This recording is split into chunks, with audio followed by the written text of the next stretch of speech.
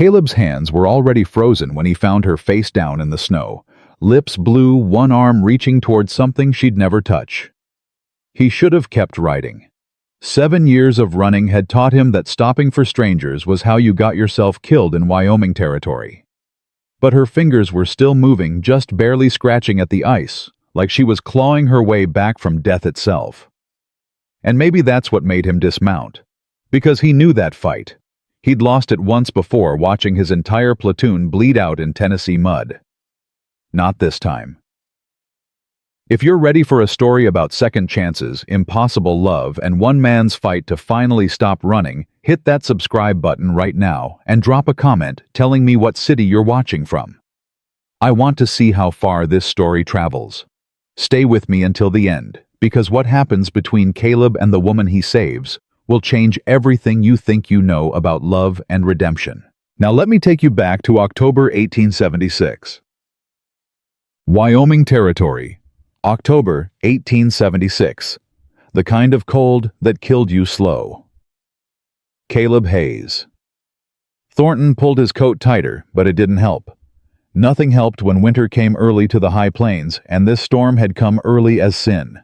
His horse, a gray gelding he'd won in a card game in Cheyenne, stumbled through snow already knee-deep, and the animal's breath came out in desperate clouds. Just a bit further. Ghost. Caleb muttered, though he had no idea where further was anymore. The world had disappeared into white nothing. No landmarks, no trails. Just endless snow and wind that screamed like the dead he'd left behind in the war. 11 years since Appomattox. 11 years and he could still hear them screaming. He shook his head hard, trying to clear it. Cold made you think crazy things, made you remember things better left buried. His platoon, the ambush, the way he'd survived by hiding under their bodies while Confederate cavalry rode past. 23 men dead, 1 coward alive. Keep moving, he told himself. Just keep moving. That's what he'd been doing for 7 years. Moving. Drifting from ranch to ranch, town to town, never staying long enough for anyone to ask questions. Never staying long enough to care. Caring got you killed. The wind shifted, and Ghost whinnied not in pain but in warning. Caleb's hand went instinctively to the Colt .45 on his hip, but he saw no threat. Just more snow, more white, more nothing. Then he saw the red, just a splash of it against the snow 20 yards ahead. Too bright to be anything but blood. Fresh blood. Caleb's gut tightened. Could be an injured animal. Could be bandits. Could be... The red moved. No, not the blood. Something next to it. Dark fabric, maybe. Shifting in the wind. Damn it! He urged Ghost forward, every instinct screaming at him to turn around. Whatever was bleeding in the snow wasn't his problem. He'd learned that lesson hard. You couldn't save everyone. You couldn't save anyone. But his hands were already turning Ghost toward the red splash. As they got closer, the shape resolved into something that made his heart stop. A person. Face down in the snow. One arm stretched out ahead reaching. The other bent beneath them at an angle that looked wrong. No, no, no. Caleb was off his horse before he'd made the conscious decision to dismount. He reached the body woman he could tell now from the clothes, the long dark hair spilling across the snow, and dropped to his knees beside her. Ma'am, can you hear me? No response. Her face was turned away from him, half buried in snow. He grabbed her shoulder. Jesus, she was cold, cold as death, and rolled her over. Young.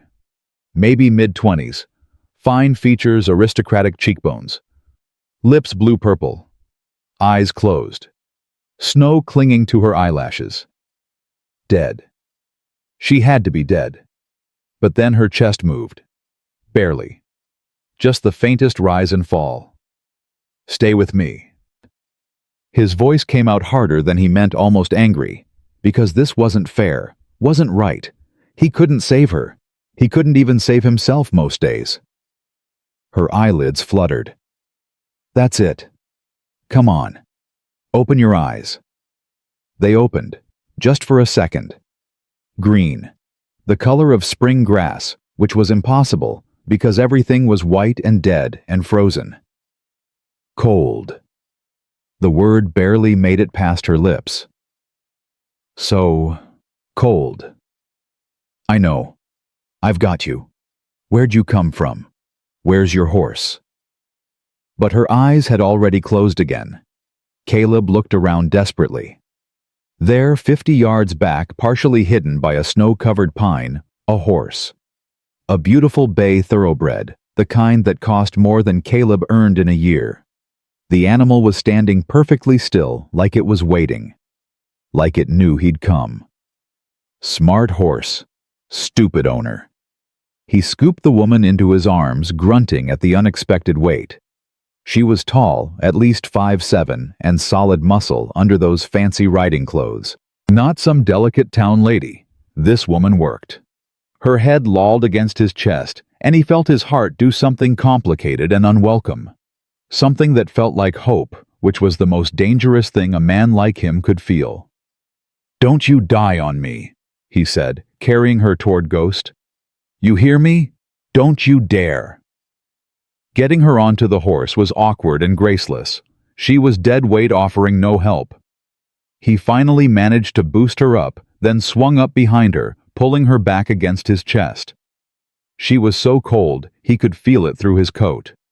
He grabbed the reins of the thoroughbred and turned Ghost back the direction they'd been heading. There had to be shelter somewhere. An abandoned cabin, an overhang, something.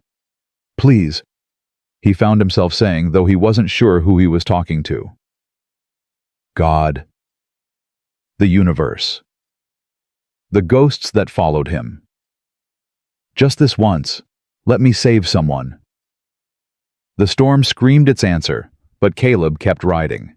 10 minutes later, or maybe an hour, time stopped, meaning anything. In the white hell he saw it. A structure dark against the snow. Small. Probably a line cabin or trapper's shelter. Thank God. He urged the horses faster, and Ghost responded, sensing refuge ahead. The woman in his arms made a small sound, pain or cold or both, and Caleb held her tighter. "Almost there. Just hold on." The cabin was old, but intact. Single room, probably built 20 years ago, and abandoned 10. The door hung crooked on its hinges, and when Caleb kicked it open, snow had drifted inside through gaps in the walls. But it was shelter. It was out of the wind. Good enough. He half-carried, half-dragged the woman inside, laying her on the dirt floor as gently as he could. Then he ran back out for the horses, leading both animals to a lean-to attached to the cabin's side. Not perfect, but better than leaving them in the open. He unsaddled both horses with practiced speed, grabbed his saddlebags and her gear, and ran back inside. The woman hadn't moved. Caleb dropped to his knees beside her, pressing 2 fingers to her throat. Still a pulse. Weak, thready, but there. Okay. Okay, you're alive. Now we keep you that way. He'd seen hypothermia before. In the war. Men who froze in winter camps. The treatment was warmth, and warmth meant fire. He scanned the cabin. Stone fireplace in the corner, half collapsed but functional. Pile of old wood stacked against one wall, dry miraculously. Someone had left it for the next person who needed shelter. Frontier code. Within minutes he had a fire started. Small at first, then building as the wood caught. Heat began to fill the cabin, pushing back the cold. But not fast enough. The woman's skin was ice white. Her breathing had gotten shallower. He needed to get her warm, and he needed to do it now. "Sorry about this, ma'am." He started unlacing her boots. Expensive leather soaked through. The boots came off, then her stockings. Her feet were white, the toes purple. Frostbite, probably. He rubbed them carefully between his hands, trying to restore circulation without causing damage. Her riding coat came next. Heavy wool, well made, but useless when wet. Under it, a split riding skirt and a man's flannel shirt. Practical clothes. Working clothes. He hesitated at the shirt. This was a line he shouldn't cross. But she was dying, and modesty was a luxury the dying couldn't afford. The shirt came off, underneath a simple cotton chemise. He left that on, she needed some dignity, and wrapped her in his spare blanket, then his bedroll, then his coat on top of everything. Come on, fight. He positioned her closer to the fire, propping her up against his saddle. Then he grabbed his canteen and his supplies, taking inventory. Coffee, jerky, hardtack, 2 cans of beans, dried apples. Not much, but enough for a few days if they were careful, if they survived that long. He set about making coffee because hot liquid was what she needed most. The battered tin pot he carried heated slowly over the fire, and the smell of coffee began to fill the cabin, mixing with wood smoke and the damp wool smell of wet clothes drying. Ma'am. He touched her shoulder gently. Need you to wake up now. Need you to drink something. Her eyes opened, slowly confused. They found him, and he saw fear flash across her face. Easy. You're safe. I'm not going to hurt you. She tried to sit up, realized she was mostly naked under the blankets, and grabbed them tighter. Who, where? Name's Caleb Thornton. Found you in the snow. You were near frozen. This is a line cabin abandoned, I think. Storm's still raging outside, so we're stuck here for a while. She stared at him, processing. Her eyes were clearer now, sharp and intelligent despite the hypothermia. You saved me. Anyone would've? No. Her voice was stronger than he expected. They wouldn't. Most men would have kept writing.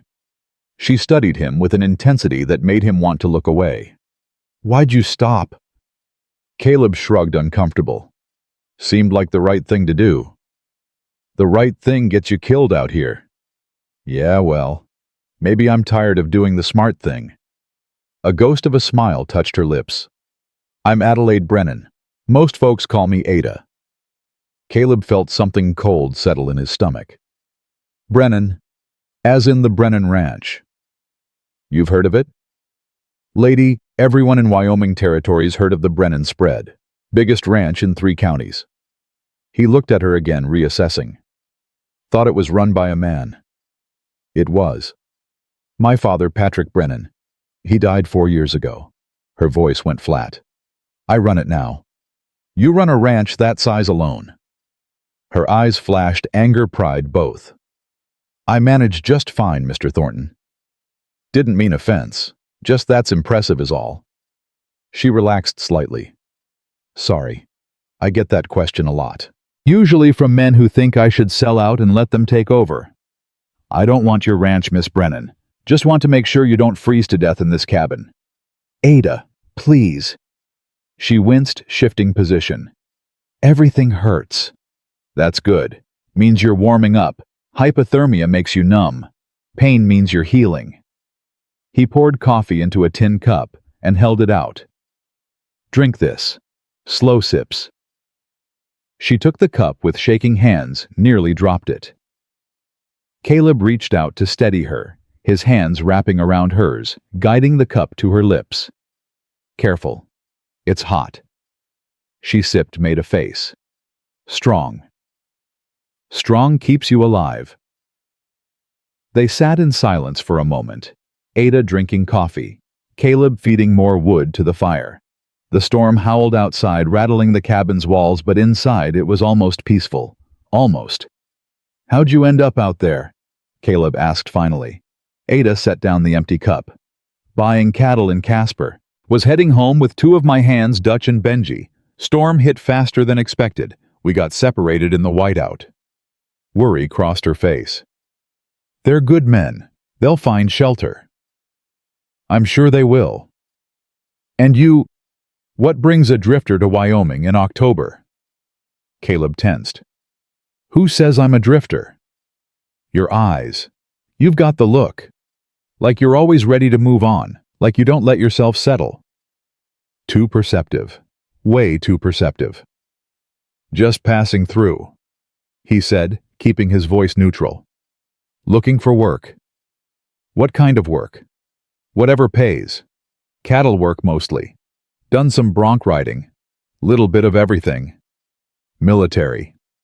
His jaw tightened. Once. Long time ago. Union or Confederate? Does it matter? War's been over 11 years. Ada watched him carefully. Still matters to some people. Still matters to you from the look on your face. Caleb stood abruptly. I should check the horses. In this storm they're fine. Sit down, Mr. Thornton. It wasn't a request. Despite being wrapped in blankets, wearing his clothes, nearly dying an hour ago, she spoke with authority, the voice of someone used to giving orders and having them obeyed. Caleb sat. Union, he said finally. Pennsylvania 5th Cavalry. Did 3 years. Got out at Appomattox. And since then, I've been trying to forget. The words came out harsher than he meant. Look, Miss Brennan, Ada. I appreciate the conversation, but my past ain't something I talk about. Fair enough? She pulled the blankets tighter. Mine isn't either. Something in her voice made him look at her again. There was pain there, old and deep, the kind that didn't come from physical cold. Your father, he said carefully. You were close? Very. He was everything to me. Teacher, mentor, friend. Her voice went soft. After my mother died, it was just the two of us. He taught me everything about ranching. How to read the land. How to judge cattle. How to manage men. She smiled, but it didn't reach her eyes. How to fight. Fight. The territory's changing, Mr. Thornton. Big syndicates from back east are buying up ranches, consolidating. They want what we have, the land, the water rights, the cattle trails. And they don't take no for an answer. Caleb felt his protective instincts stir, which was dangerous. They giving you trouble. Nothing I can't handle. But the way she said it suggested otherwise. You need help, there's law. Law. Ada laughed bitter. Nearest sheriff is 3 days' ride in Virginia City. By the time he arrives, damage is done. Out here, you protect what's yours or someone takes it. Caleb knew that truth all too well. So you protect it. I try. We've got good hands, loyal men, but... She trailed off. But sometimes I wonder if I'm being stubborn, if I should just sell out, take the money, move somewhere civilized. Her eyes met his. Then I remember my father's face when he first saw this land, the dream in his eyes, and I can't let it go. Caleb understood that completely. Dreams were all some people had. How long you planning to stay here? Ada asked, changing the subject. Here at the cabin long as the storm lasts, probably a day or two. I meant Wyoming. Oh, don't know yet. Winter's coming. Might head south to Colorado. Or you could stay. Work the winter at Brennan's. We always need hands, especially good ones. Caleb's heart did that complicated thing again. You don't know I'm good. I know you stopped for a stranger in a blizzard. I know you knew field medicine well enough to treat hypothermia. I know you've got military bearing despite trying to hide it. Ada's smile was knowing. That's enough for me. I'm not a staying kind of man. Maybe you just haven't found a reason to stay. The fire crackled between them. Outside, the wind howled, and inside, something shifted. Something small but significant, like the first crack in ice before the thaw. Why me? Caleb asked. You just met me. For all you know, I could rob you soon as you fall asleep. Could you? No. That's why. Ada yawned, exhaustion catching up with her. Good men are rare out here, Mr. Thornton. When you find one, you hold on. I'm not a good man. You saved my life. That's good enough. Her eyes were closing. The warmth and the coffee and the near-death experience were pulling her under. Caleb watched her slip toward sleep, her breathing evening out color finally returning to her cheeks. Beautiful. She was beautiful, and that was a problem. Because beautiful women made you hope, and hope made you weak, and weakness got you killed. He should leave. Soon as the storm broke, he should saddle Ghost and ride away before whatever was starting between them could take root. But even as he thought it, Caleb knew he wouldn't. Something about Ada Brennan had gotten under his skin. Her strength, her vulnerability. The way she looked at him like she saw past the drifter, past the coward, to something worth saving. "Damn it," he muttered. The storm raged into the night. Caleb woke to silence. That was wrong. The storm should still be howling. But when he opened his eyes, weak dawn light was filtering through the cabin's gaps, and the wind had died. Ada was still asleep, curled in his blankets near the fire. At some point in the night, she'd moved closer to the heat, and now she looked almost peaceful. The blue had left her lips. Her breathing was deep and steady. She'd live. Thank God. Caleb stood quietly, trying not to wake her, and eased the door open. Snow had drifted 3 feet against the cabin, and he had to shove hard to create an opening. The world outside was transformed. Pure white as far as he could see. The storm had buried everything under at least 2 feet, and in the low places drifts rose to 5 or 6. Travel would be dangerous, difficult, but possible. He checked the horses. Ghost and the thoroughbred. Ada's horse, he assumed, were huddled together in the lean-to, sharing body heat. Smart animals. He gave them what feed he could spare from his supplies and some water melted from snow. When he came back inside, Ada was awake, sitting up with the blankets wrapped around her. "Storm broke," Caleb said. "I heard. Or didn't hear, actually." She looked around. Where can I?" "Outhouse is around back. I'll step outside."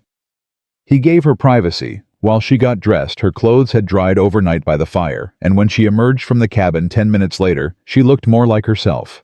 Composed, in control, hair braided back, face washed. "Thank you," she said, "for last night, for—" She gestured vaguely. "All of it. You already thanked me." "I did. When you offered me a job." Ada smiled. "The offer stands. Come back to Brennan Ranch with me. Work the winter. See if you like it." "I haven't said yes yet." "You haven't said no either." They stared at each other, and Caleb felt the weight of the decision. Yes meant staying. Staying meant connections. Connections meant pain when they inevitably broke, but Ada's green eyes held something that made him want to risk it. "Where's the ranch?" he asked. "Wind River Valley. 3 days' ride south in good weather. Maybe 5 in this snow." "That's a long ride for someone who was near frozen yesterday." "I'll manage." "Yeah, I believe you would." Caleb made his decision, felt it settle into his bones like fate. "All right. I'll see you home. After that, we'll see." Ada's smile could have melted the snow outside. "We'll see" is good enough. They spent another hour preparing packing supplies, saddling horses. The thoroughbred, whose name Ada informed him was Copper, seemed recovered and eager to move. Ghost just looked resigned, like he knew his drifting days were numbered. "You ready?" Caleb asked, helping Ada mount. She settled into the saddle with practiced ease. "Been ready my whole life, Mr. Thornton." Caleb: "If we're going to be working together, might as well drop the formality." Caleb then. She tested the name, seemed to like it. "Let's go home." They turned the horses south into the blinding white landscape, and Caleb tried to ignore the feeling that his life had just changed in ways he couldn't take back. Behind them, the cabin stood empty again, waiting for the next desperate soul who needed shelter from the storm. But ahead was something Caleb hadn't felt in 7 years. Ahead was possibility. The journey south took 4 days instead of 3. Not because Ada couldn't handle it. She sat her horse like she'd been born in the saddle, never complained about the cold or the slow pace. But because Caleb wouldn't push her. She'd nearly died 2 days ago, and he wasn't about to risk her health for speed. "We could make better time," Ada said on the second day, watching him scan the horizon for the 3rd time in an hour. "We could, but we won't." "I'm fine, Caleb." "You're alive. That's different than fine." She didn't argue after that, which told him she was hurting more than she let on. Her face stayed composed, but he caught her wincing when she thought he wasn't looking. Saw her favor her left side when she dismounted. The cold had done damage, and pride wouldn't heal it. They rode mostly in silence, but it wasn't uncomfortable. Ada seemed content to let the quiet stretch between them, and Caleb was grateful. Talking meant questions, and questions meant answers he didn't want to give. But on the third night, camped in a sheltered canyon with a fire burning between them, Ada broke the silence. "Tell me about the war." Caleb's hands stilled on the coffee pot. "No. You don't talk about it with anyone. Especially not with anyone." "Why?" "Because some things are better left buried." He poured coffee with more force than necessary liquid sloshing over the rim. "You want to know about the war? Read a newspaper. Talk to the men who came home heroes." "You came home." "I came home a coward." The words hung in the cold air between them. Ada watched him with those two perceptive green eyes, and Caleb wanted to take the words back, shove them down deep where they belonged. "What happened?" she asked softly. "I survived. That's what happened." He stood abruptly. "I'm going to check the horses." "Caleb." But he was already walking away, boots crunching in snow, needing distance from her sympathy and her questions, and the way she made him want to confess things that would make her see him for what he really was. When he came back 20 minutes later, Ada had her bedroll laid out and was pretending to sleep. He knew she was pretending because her breathing wasn't deep enough, wasn't even. She was giving him space, and he was grateful for it, even as it made his chest ache. The next morning they rode in silence again. But this time it felt different. Heavier. By midday on the fourth day, they crested a rise, and Ada reined in Copper, her face transforming. "There, that's Brennan land." Caleb followed her gaze. The valley below stretched for miles, snow-covered but beautiful. He could see cattle, hundreds of them dark shapes against white, gathered near what must be a creek. Buildings clustered in the distance, smoke rising from multiple chimneys. "How much land?" 25,000 acres. Used to be 30, but we sold some off after my father died to cover debts." Pride and sadness mixed in her voice. "We run about 4,000 head of cattle, sometimes more depending on the season." Caleb let out a low whistle. "That's not a ranch. That's an empire." "My father called it his kingdom." Ada's smile was bittersweet. "Said every man should build something worth defending, something worth dying for. And you, what do you call it?" She looked at him, then really looked at him. "Home. It's home." They descended into the valley, and as they got closer, Caleb could see the operation was even bigger than it looked from above. The main house was 2 stories, solid log construction, with a stone foundation. Corrals stretched behind it, and he counted at least 3 barns. The bunkhouse looked like it could sleep 20 men.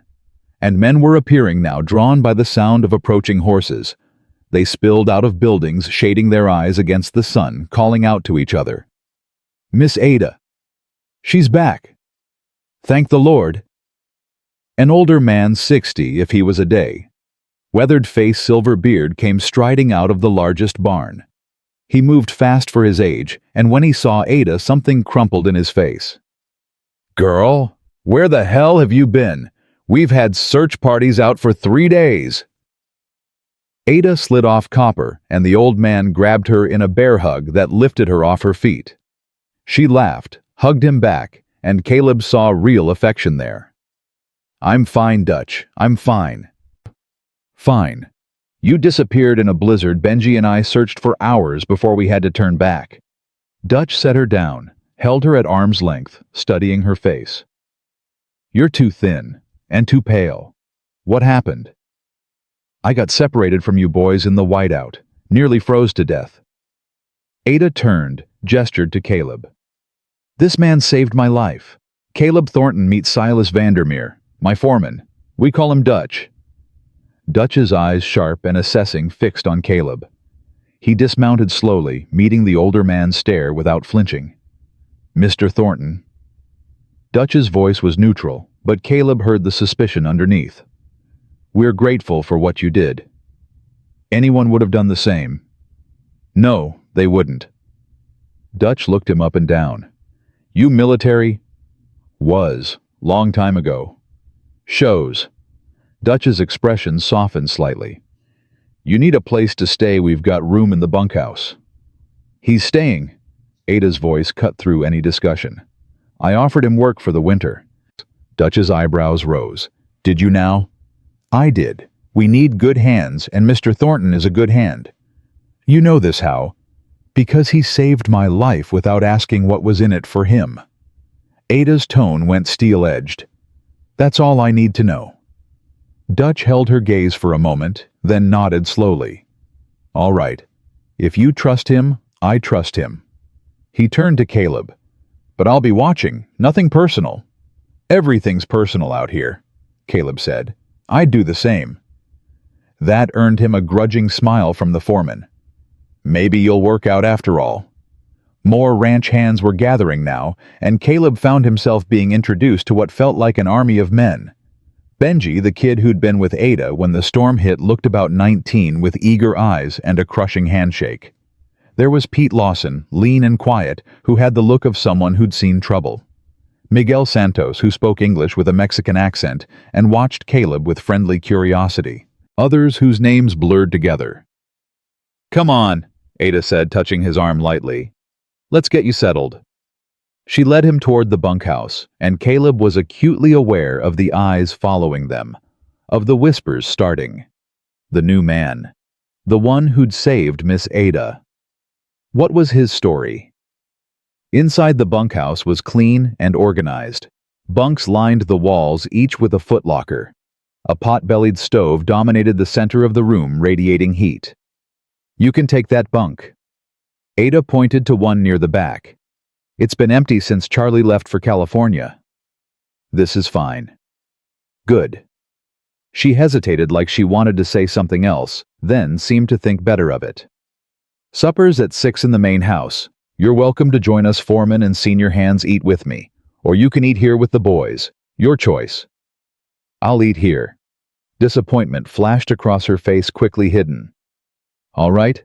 Dutch will show you around tomorrow, get you started. She turned to leave, then stopped. Caleb. Yeah. Thank you for getting me home safe. You already thanked me. I know, but I mean it. She smiled, and it did dangerous things to his chest.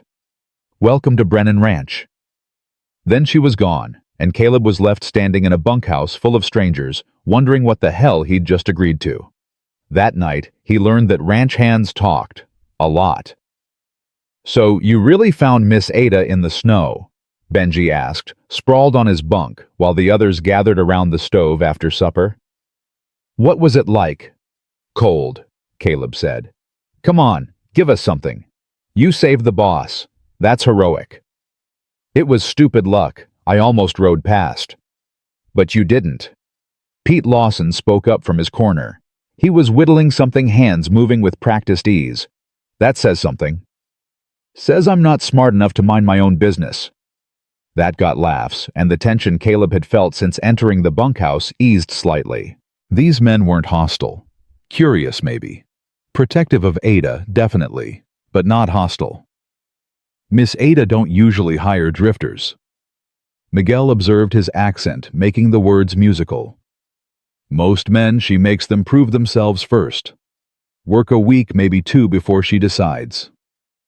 I didn't ask to be hired. No, but she offered. That's different. Benji sat up, earnest.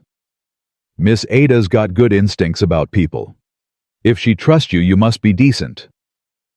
Don't put too much faith in decent, Caleb said quietly. It'll disappoint you. Dutch appeared in the doorway, then silhouetted against the night. Thornton, walk with me. It wasn't a request. Caleb stood, ignoring the curious looks from the other hands, and followed the foreman outside. The night was cold and clear, stars scattered across the sky like thrown diamonds. Dutch led him away from the bunkhouse toward the corrals where they could talk without being overheard. You got a problem with me? Caleb asked. Not yet, but I'll tell you straight, I'm protective of that girl. Dutch leaned against the corral fence. Her father was my best friend. When he died, I promised him I'd look after Ada, keep her safe. Seems like she can take care of herself. She can. But she's got a blind spot for people who need help, for strays. Dutch's eyes pinned him. You a stray, Thornton? Something like that. And you planning to stick around, or you going to break her heart soon as spring comes? Caleb felt anger flash through him. I haven't made any promises to her. You saved her life. That's a promise whether you meant it or not. Dutch's voice went hard. She lost her father 4 years ago. Lost her husband before that. Husband, she didn't tell you that, did she? Dutch's smile was grim. She was married at 22. Sweet kid named Thomas worked as a hand here. Married 6 months before he got killed in a range dispute with the Mackenzie outfit over water rights. Caleb felt something cold settle in his stomach. She's a widow. A young widow who threw herself into running this ranch to avoid grieving. Who works herself half to death because she's scared if she stops moving, she'll have to feel something. Dutch stepped closer. So I'm asking you straight. You got feelings for her. I barely know her. That's not an answer. Caleb met the old man's eyes. I don't know. Fair enough. But figure it out fast because Ada deserves better than another man who leaves. Dutch clapped him on the shoulder, the gesture surprisingly gentle. Come on, let's get you some whiskey. You look like you could use it. They walked back to the main house, and Dutch led him not to the front door, but to a side entrance that opened into a warm kitchen. A Mexican woman, 50-something, with kind eyes and flour on her hands, looked up from kneading dough. Dutch, you bring me another hungry mouth to feed. Maria, this is Caleb Thornton. He's the one who saved Ada. Maria's face transformed. She crossed the kitchen in 3 steps and grabbed Caleb's face between her flour-dusted hands. You brought our girl home. No. She kissed his forehead, the gesture so maternal it made his throat tight. You are blessed, and you are always welcome in my kitchen. She released him, bustling back to her dough, and Dutch grinned. Maria runs this house. You want to stay on Ada's good side? Stay on Maria's good side. I'll remember that. Dutch poured 2 glasses of whiskey from a bottle on the counter, handed one to Caleb. To Patrick Brennan, the best man I ever knew. They drank, and the whiskey burned, going down good burn, expensive burn. How long you been with Brennan Ranch? Caleb asked. 22 years. Came here when it was nothing but dreams and 300 head of cattle. Patrick and I built this place with our own hands. Dutch poured another measure. Now it's Ada's, and she's fighting to keep it. She mentioned trouble, syndicates buying up land. Continental land and livestock. They've bought out 6 ranches in the past year. They want Brennan's next. Dutch's jaw tightened. They've made offers, generous offers. Ada won't sell. Can't blame her. I don't, but they're not the type to take no for an answer. Dutch looked at Caleb. Storm's coming, Thornton, and I don't mean weather. Before Caleb could respond, Ada appeared in the doorway. She'd changed clothes, simple dress now, hair down around her shoulders, and she looked younger. Vulnerable. Dutch, are you scaring off my new hire? Just making sure he knows what he's getting into. He knows. Ada's eyes found Caleb. Don't you? I'm starting to. She smiled, and Caleb felt his resistance crumbling like snow in spring thaw. Damn it. Dutch was right. He had feelings for her. Complicated, dangerous feelings that were going to get someone hurt. Probably him. The days that followed settled into a rhythm. Caleb woke before dawn worked until his body ached, ate with the hands, and fell into his bunk, too exhausted to dream. The work was hard, mending fences, breaking ice on water troughs, moving cattle to winter pastures, but it was good. Honest. The kind of work that left you too tired to think about the past. He was good at it too. Better than good. The other hands noticed, and their acceptance came slowly but surely. Benji started asking him questions about horsemanship. Pete invited him to join the evening card games. Miguel taught him Spanish curses while they worked. And Ada watched. She was everywhere on the ranch, overseeing operations with a competence that impressed even Caleb. She could read cattle better than most men he'd worked with, could spot a sick animal from 50 yards, knew every inch of her land, and managed it with intelligence and care. But it was the way she treated her people that really caught his attention. She knew every hand by name, knew their families. When Pete's mother died back in Kansas, Ada gave him 2 weeks off and money for the train. When Miguel's wife had a baby, Ada rode into town herself to fetch the doctor. She wasn't just the boss. She was the heart of this operation. And Caleb was falling for her. He tried not to, tried to keep his distance. But Ada made it impossible. She sought him out casually like it was accident, and they'd end up working side by side, talking, laughing. The ease between them felt dangerous and inevitable. 2 weeks after he arrived, they were riding fence line on the northern boundary when Ada's horse threw a shoe. Damn it. She dismounted, examining Copper's hoof. This is my fault. Should have checked his shoes this morning. We're only 3 miles from the ranch. He can walk it. In this snow, it'll take hours. Then we take hours. Caleb swung down from Ghost. Come on, we'll walk together. They set off leading their horses, and the silence stretched comfortable between them until Ada broke it. Can I ask you something personal? You can ask. Don't mean I'll answer. Why do you call your horse Ghost?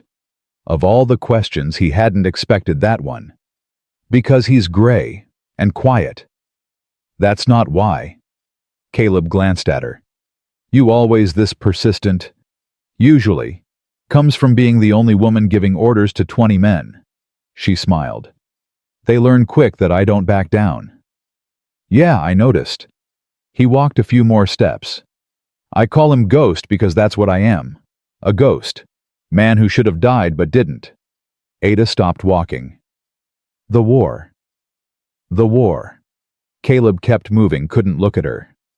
My entire platoon got ambushed. 23 men. I survived by hiding under their bodies while the enemy rode past. The words came out flat empty. When it was safe, I crawled out covered in their blood and walked back to camp. They called me lucky. Caleb, lucky, that's what they said. Like it was fortune that I watched my friends die while I cowered like an animal. He laughed bitter. So yeah, I'm a ghost. Dead man walking. And Ghost reminds me of that every day. Ada grabbed his arm, forced him to stop to look at her. Her eyes were bright with tears. You survived. That's not cowardice. That's not luck. That's God or fate or whatever you believe in saying you've got more to do on this earth. I don't believe in anything. Well, I do. I believe you were meant to be on that road 4 weeks ago. Meant to find me. Meant to come here. Her hand was still on his arm, warm through his coat. You're not a ghost, Caleb. You're alive. And being alive means you get another chance. Another chance at what? At everything. At building something. At being part of something bigger than yourself. She stepped closer. At being happy. The air between them changed, charged with something that made Caleb's heart pound. Ada was so close he could see gold flecks in her green eyes, could smell lavender in her hair. He should step back, should remember all the reasons this was a bad idea. Instead, he lifted his hand and tucked a strand of hair behind her ear. You make it sound possible. It is possible, if you let it be. They stood there in the snow horses, waiting patiently, the world holding its breath. Caleb wanted to kiss her, wanted it so badly he ached. But he couldn't. Not yet. Not when he didn't know if he could stay. We should keep moving, he said, roughly stepping back. Storm's coming. Disappointment flickered across Ada's face, but she nodded. Right. Let's go. They walked the rest of the way in silence, but something had shifted between them, something neither of them could take back. That night, Dutch cornered him in the barn. You've got feelings for her. It wasn't a question. Caleb kept currying. Ghost didn't look up. That's my business. Oh. It's my business when it affects this ranch. When it affects her. Dutch leaned against the stall door. I see the way you look at her. The way she looks at you. And I'm telling you straight, if you're not serious, walk away now before someone gets hurt. I don't know what I am. Then figure it out. Because Ada's been through enough. She doesn't need another man who can't commit. Caleb finally looked at him. What if I can't give her what she needs? What if I'm not good enough? Good enough. Dutch laughed short and sharp. Son, Ada doesn't need perfect. She needs real. She needs someone who'll stand beside her when things get hard. Someone who won't run when life gets complicated. His expression softened. Are you that man? I don't know. Fair answer. But you better figure it out soon because Continental's making moves again. Caleb's hands stilled. What kind of moves? The kind that means we're going to need every good man we've got, including you. Dutch pushed off the stall door. There's a meeting tomorrow night, main house. Ada wants all senior hands there. You should come. I'm not senior staff. You are now. Ada said so. After Dutch left, Caleb stood in the quiet barn, Ghosts breathing steady beside him, and tried to sort through the tangle of feelings in his chest. He'd spent 7 years running. 7 years telling himself that attachment was weakness, that caring meant pain. But Ada made him want to stop running, made him want to risk it. The question was whether he was brave enough to try. The meeting the next night was tense. Caleb sat in Ada's study, and it was strange being in the main house seeing where she lived while she stood at her father's desk and explained the situation. Continental has bought the Mackenzie spread. She said, her voice tight with controlled anger. That gives them control of the eastern water access. They've also bought out the Donovan place and Kate Donnelly's ranch. Kate sold... Dutch looked stunned. I thought she was holding out. She was, until they made her an offer she couldn't refuse. Ada's jaw tightened. $60,000. Cash. Whistles around the room. That was fortune money. So they're surrounding us, Pete said quietly. Yes, and they've sent word they want to meet. Discuss mutual interests. Ada's tone made it clear what she thought of that. They're coming here tomorrow. You think that's wise? Dutch asked. Letting them on our land. Better to know what they want, better to face them on our terms. Ada looked around the room, meeting each man's eyes. But I want to be clear, I'm not selling, not now, not ever. This ranch is my father's legacy, and I won't let it go. We're with you, Miss Ada, Benji said, and the others nodded agreement. I know you are, and I'm grateful. Ada's gaze found Caleb. But I need to know we're all committed, that when things get hard, and they will get hard, you'll stay. The words felt aimed directly at him. Caleb met her eyes, saw the question there, the vulnerability. I'll stay, he heard himself say, as long as you need me. Something in Ada's expression eased. That's all I can ask. The meeting broke up, but Ada caught Caleb's arm as he moved to leave. Did you mean it? Mean what? That you'll stay. Caleb looked at her, really looked at her, at the strength in her face and the fear she was trying to hide, at the hope in her eyes that made him want to be better than he was. Yeah, he said softly. I meant it. Ada's smile could have lit the whole valley. Good. Because I need you, Caleb. This ranch needs you. What about you? The question escaped before he could stop it. What do you need? Ada stepped closer, close enough that he could feel her warmth. That's complicated. Most important things are. She reached up and touched his face gentle, and Caleb's breath caught. I need someone who won't leave, who won't make promises he can't keep. Her eyes searched his. Can you be that man? Caleb covered her hand with his, holding it against his cheek. I can try. That's enough for now. They stood there, the study quiet around them, and Caleb felt something in his chest crack open. Something that felt like hope, like possibility, like maybe, just maybe, he'd found a reason to stop running. The next morning, Continental arrived. 3 men on expensive horses rode through the gate just after dawn. Caleb watched them from the barn, his hand resting instinctively on the colt at his hip. The lead rider wore a suit that probably cost more than most men earned in a year, and he sat his horse like someone who'd learned to ride at a fancy school back east.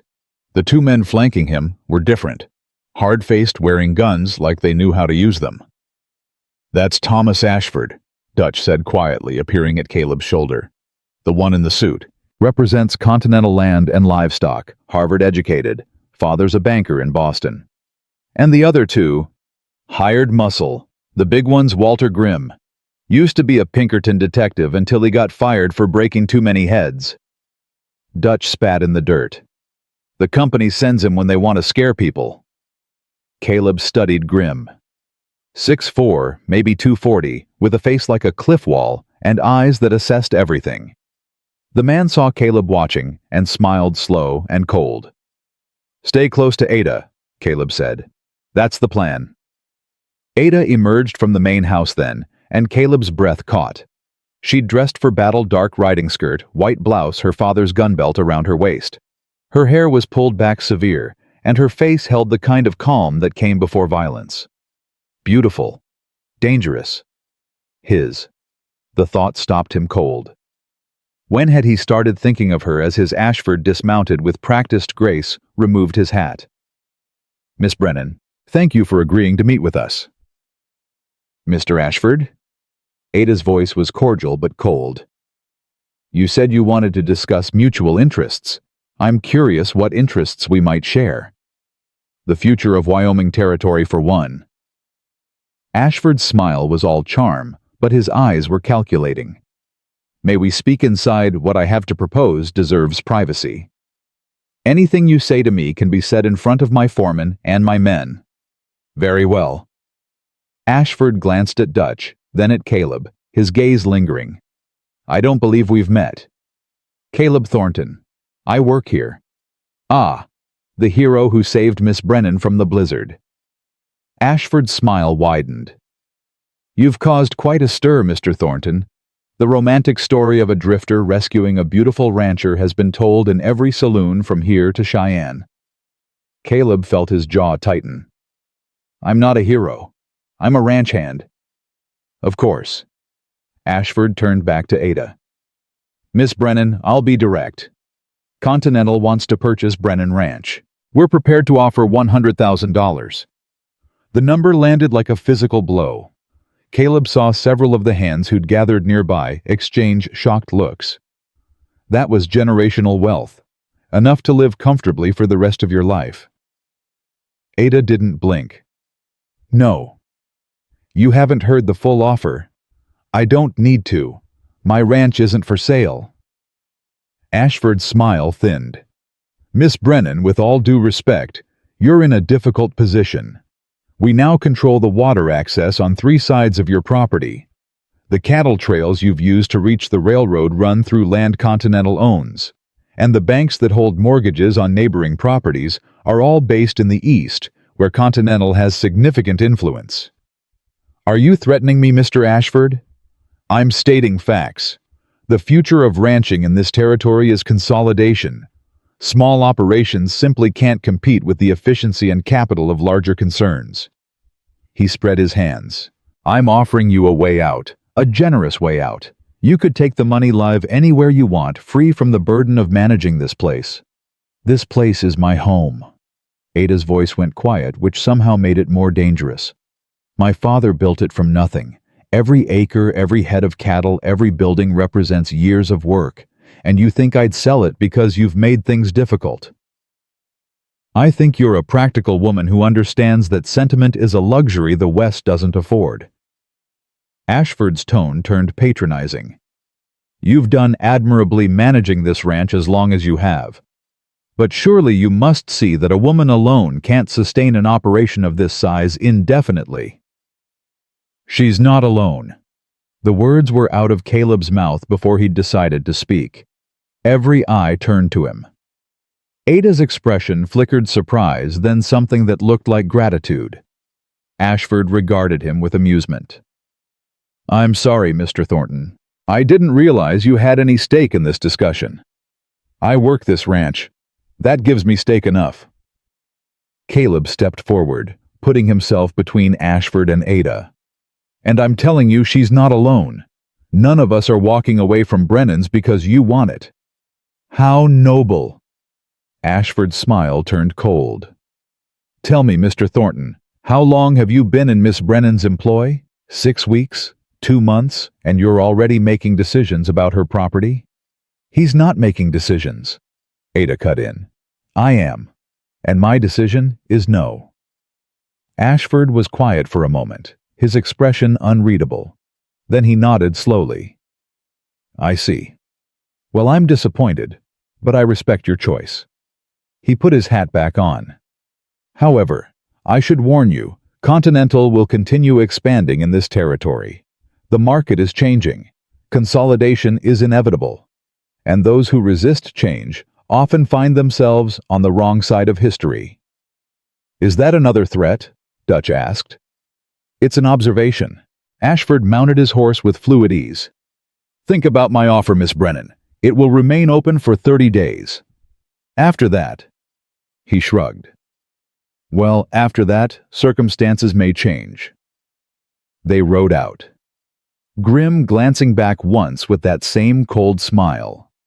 The moment they were through the gate, Ada's composure cracked. She sagged slightly, and Caleb caught her elbow. "You all right?" "I'm fine, just angry." She pulled away, paced a few steps. $100,000. That's more than double what this ranch is worth on paper." "Which means they want it bad," Dutch observed. "Question is why?" "The railroad." Pete spoke up from where he'd been listening. "There's been talk in town about a new spur line coming through the valley. If it happens, Brennan land would be worth 10 times what it is now." Ada turned sharply. "What?" "Just rumors. But if Continental knows something we don't—" Pete shrugged. "Would explain why they're willing to pay so much. And if I refuse to sell, they'll try to force me out." Ada's mind was clearly racing. Cut off my water, block my cattle trails, make it impossible to operate until I have no choice. "So we don't give them a choice." Caleb heard himself speaking again, his military training kicking in. "We fortify, set up patrols on the boundaries, make sure they can't interfere with operations without us knowing." Dutch was nodding. "Smart. We've got enough hands to cover the perimeter if we're strategic about it." "I don't want violence," Ada said quickly. "Neither do we. But we need to be ready if they bring it to us." Caleb met her eyes. "You said you weren't selling. That means we defend what's ours." Ada held his gaze for a long moment, and Caleb saw the conflict there. The fear of what defending might cost. The determination not to back down. "All right," she said finally. "Set up the patrols. But no one engages unless absolutely necessary. We're not starting a range war." "No, ma'am. Just finishing one if they start it." The next 2 weeks were tense. Caleb organized the patrol schedule with military precision, dividing the boundary into sectors and rotating the hands through shifts. He rode out himself every day, checking fence lines, looking for signs of interference. And he found them. First, it was small things. Wire cutters left deliberately where they'd be found. Hoofprints near the water sources. The feeling of being watched. Then the cattle started disappearing. 3 head missing from the north pasture. Benji reported one morning, his young face troubled. Found tracks leading toward Continental land. "Rustling?" Ada asked. "Hard to say. Could be the cattle wandered. Could be they were driven." Dutch examined the map spread across Ada's desk. "Either way, we're losing stock." "We need to follow those tracks," Caleb said. "Find out what's happening to our cattle. If they're on Continental land, we've got no legal right. They're our cattle. That gives us right enough." Ada looked between them, torn. Finally, she nodded. Go. But take witnesses. I want multiple men who can testify to what you find. Caleb took Pete and Miguel, and they followed the tracks north until they crossed onto what had been Mackenzie land. Now, Continental territory. What they found made Caleb's blood boil. 20 head of Brennan cattle penned in a makeshift corral. And standing guard was Walter Grimm, along with 3 other Continental men. Well now, Grimm's voice was casual, but his hand rested on his gun. You boys are a long way from home. Those are Brennan cattle, Caleb said, keeping his voice level despite the rage building in his chest. Are they funny? They wandered onto Continental land. Makes them Continental cattle now, I'd say. That's not how property law works. Out here, possession is the law, friend. Grimm stepped forward, and his men spread out flanking him. Now I suggest you turn around and ride back where you came from before someone gets hurt. Every instinct Caleb had screamed to reach for his gun, to settle this the old way, but Ada's voice echoed in his head. No violence. We're taking our cattle, he said quietly. And if you try to stop us, I'll make sure every territorial marshal knows Continental's been rustling stock. Big words from a drifter. Grimm's smile was ugly. You really want to die for 20 head of cattle that ain't even yours? They're not mine. They're Ada Brennan's. And yeah, I'll die for that if I have to. Something shifted in Grimm's expression. Respect maybe, or surprise. He studied Caleb for a long moment, then shrugged. Take the damn cows. Not worth the paperwork. He stepped aside. But you tell Miss Brennan that Continental's patience is running thin. Next time we find Brennan's stock on our land, we might not be so accommodating. Caleb wanted to call him a liar, wanted to point out that Continental had deliberately driven those cattle onto their land. But he kept his mouth shut, nodded to Pete and Miguel, and they worked quickly to move the cattle back toward Brennan property. As they rode away, Grimm called out, Hey, Thornton, word of advice.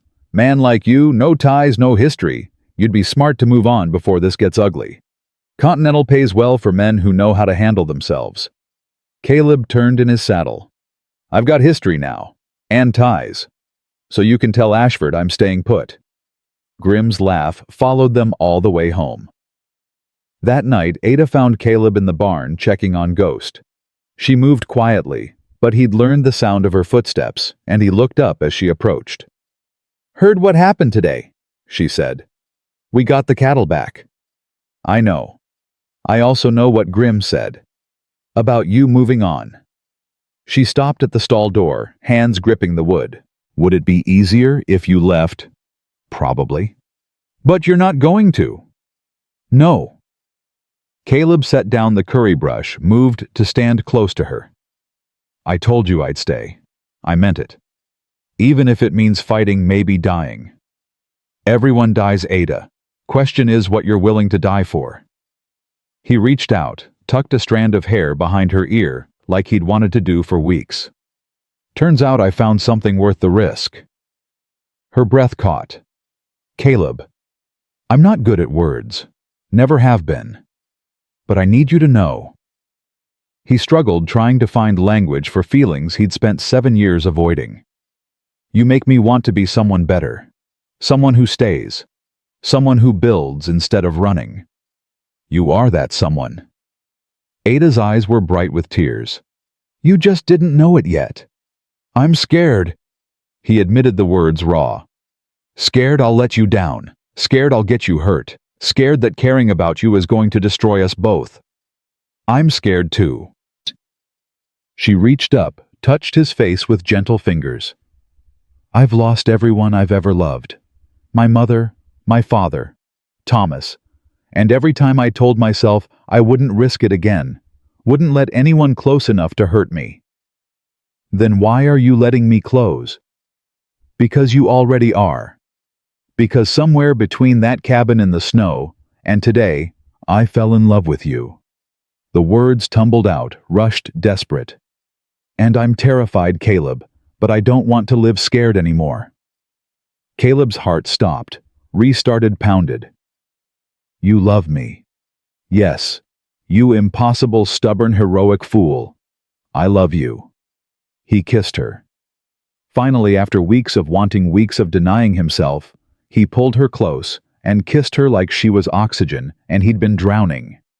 Ada made a sound surprise and relief and hunger and kissed him back with equal desperation. They broke apart, both breathing hard, and Caleb rested his forehead against hers. I love you too. He said the words, feeling strange and right. God help me, I love you. Ada's smile could have lit the whole territory. Say it again. I love you. Again. I love you, Adelaide Brennan, and I'm done running. She kissed him again, softer this time, and Caleb felt something in his chest heal. Something that had been broken since the war, since watching his friends die, since learning that survival meant loneliness. Not anymore. When they finally pulled apart, Ada kept her hands on his shoulders, grounding him. We need to be careful. Continental's escalating. I know. This could get dangerous. People could die. I know that too. And you're still staying. Caleb smiled, and it felt like the first real smile he'd managed in years. Where else would I go? You're here.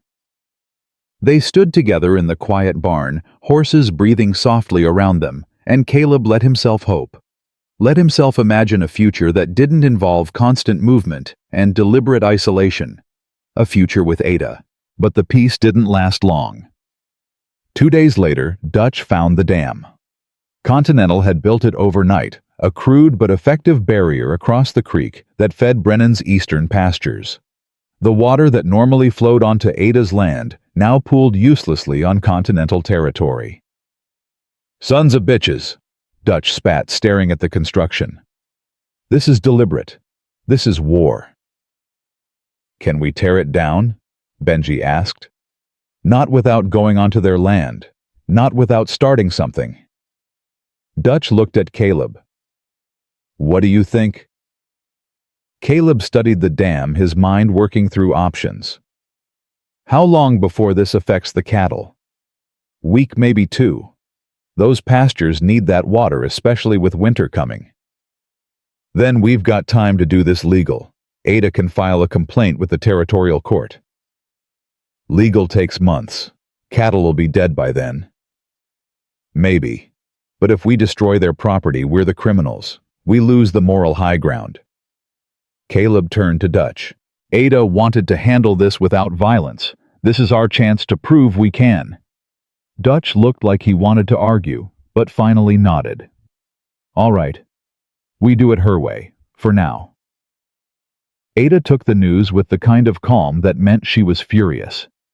She immediately sent writers to Cheyenne filing legal complaints and requesting injunctions. Then she called another meeting. Continental's strategy is clear, she said, standing before her gathered hands. They're trying to make operations impossible. First the cattle, now the water. Next it'll be something else. So what do? Someone asked. We document everything. Every instance of interference. Every illegal act. We build a case that even a territorial judge can't ignore. Ada's jaw was set. And we don't give them an excuse to paint us as the aggressors. With respect, Miss Ada, Pete said carefully. There's talk in town. People saying you should sell, that you're being stubborn. Let them talk. But some of your hands are getting nervous, worried about what happens if this turns into a shooting war. Ada's expression softened. Anyone who wants to leave can leave. No hard feelings. This is my fight, and I won't force anyone to stay. Silence. Then Benji stood. I'm staying. Me too, Miguel added. One by one, every hand in the room declared their loyalty. Caleb watched Ada's face transform the fear, giving way to gratitude, to strength. Thank you, she said, her voice thick. Thank you all. After the meeting, Caleb found her alone in her father's study, staring at a map of the ranch. You all right? They're going to keep pushing, she said without looking up. Keep taking pieces until there's nothing left. And I won't let them win, Caleb. They won't win. How can you be sure? He moved to stand beside her, looking down at the map. At all the land her father had built, all the dreams represented in ink and paper. Because you're not alone. Because we'll fight for every inch if we have to. And because Continental made a mistake. What mistake? They underestimated you. Caleb turned her to face him. They think you're just a woman, just a stubborn girl holding on to sentiment. They don't see what I see. What do you see? A warrior. Someone who'll go to war for what matters. Someone who inspires loyalty, not through fear or money, but through honor. He cupped her face in his hands. They're going to lose, Ada, because they're fighting for profit, and we're fighting for home. Tears spilled down her cheeks. I'm so tired of fighting. I know, but you don't have to fight alone anymore. She kissed him, then, desperate and grateful and scared, and Caleb held her, trying to give her strength even as she gave him purpose. When they broke apart, Ada wiped her eyes, straightened her shoulders. We need a plan. Something more than just waiting for them to strike. Agreed. What if we... A gunshot cracked through the night. They ran, outside chaos, men shouting, horses screaming. Caleb's hand found his Colt as he scanned for threats. The barn, someone yelled. The barn's on fire! Flames were already consuming the largest barn, orange light painting everything in hellish glow.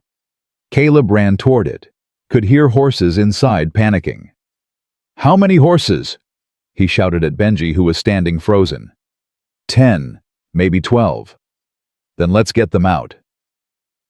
Caleb didn't think, just moved. Ran into the burning barn, smoke choking him, heat blistering his skin. He could barely see, but he followed the sounds of terrified animals. The first stall. He threw it open, slapped the horse on the rump, sent it running for the exit. Second stall. Third. Smoke was everywhere now, flames eating through the roof. Someone grabbed his arm. Pete, face black with soot. We've got to go. 2 more stalls. You'll die. Then help me.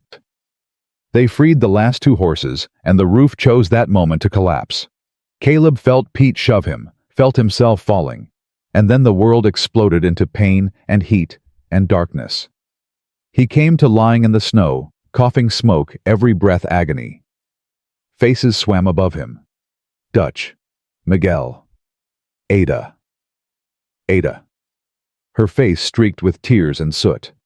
You stupid, heroic fool, she was saying, running her hands over him, checking for injuries. You could have died. Horses, Caleb managed to rasp out, are fine. They're all fine, because of you and Pete. She pulled him against her, heedless of the watching men, and Caleb heard the sob in her voice. Don't you ever do that again. Can't promise that. Then promise you'll survive. Promise you'll stay. Caleb wrapped his arms around her, held tight. I promise.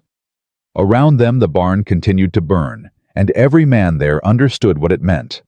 Continental had just declared war. They found the evidence the next morning. Dutch discovered it first, an empty kerosene can hidden in the brush 20 yards from the burned barn. The smell still clung to it, and there were boot prints leading toward Continental land. Arson, he said flatly, holding up the can for Ada and Caleb to see. They didn't even try to hide it well. Ada's face had gone pale in the dawn light. They burned my barn, tried to kill our horses, tried to kill... Her voice broke, and she looked at Caleb with eyes that held too much fear. I'm fine, he said, though his lungs still burned and every breath tasted like smoke. We all are.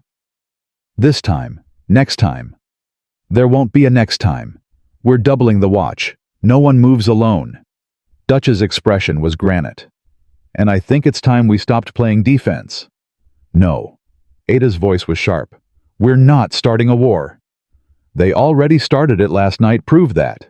And if we retaliate, we're the criminals. We're the ones the law comes after. Ada grabbed the kerosene can, her hands shaking with suppressed rage. This is evidence. We take it to the territorial marshal. We do this legal. Legal didn't stop them from burning our barn. Because we haven't given the law time to work. Ada turned to Caleb, desperate. Tell him I'm right. Caleb looked between them, understanding both sides. Dutch wanted action, wanted to hit back hard and fast. Ada wanted justice, wanted to prove they were better than Continental's hired thugs. She's right, he said finally. We hit back now, we're just as bad as they are. But, he held up a hand as Dutch started to protest. But we also can't sit here waiting for them to burn something else. We need leverage. What kind of leverage? Ada asked. Information. Continental thinks we're isolated, thinks we've got no support outside this ranch. What if we change that? Caleb's mind was working, pulling together strategy like he used to in the war. What if we reach out to other ranchers, to the town, make it public what Continental's doing? Dutch was nodding slowly. Turn public opinion against them. Exactly. Ashford cares about reputation. That's why he wears fancy suits and talks about mutual interests. He wants to seem respectable. Caleb looked at Ada. Let's show everyone what Continental really is. Ada's expression shifted from despair to hope. We could go to Casper, talk to the newspaper, get our story out. Dangerous, Dutch warned. Continental's got people everywhere.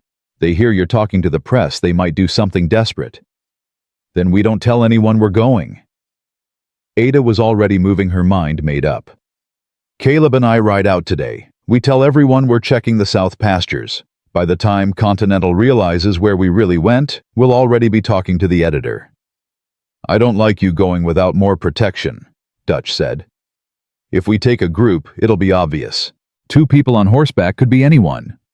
Ada looked at Caleb. Unless you think it's too risky. Caleb thought about Grimm and his cold smile. Thought about Ashford's veiled threats. Thought about what Continental might do if they felt cornered. It's risky, he admitted. But it's smart. Let's do it. They rode out 2 hours later, telling everyone they were surveying winter damage on the southern boundary. Only Dutch and Maria knew the truth, and both had looked worried as they watched them leave. The ride to Casper took most of the day. They pushed hard, wanting to reach town before dark, and spoke little. But the silence between them wasn't uncomfortable. Caleb found himself hyper-aware of Ada beside him, the way she sat her horse, the determination in her profile, the strength she carried like armor. You're staring, she said without looking at him. Can't help it. Why? Because you're remarkable. And because I keep thinking about last night. About how close. His throat tightened. If that roof had come down 30 seconds earlier. But it didn't. You're here.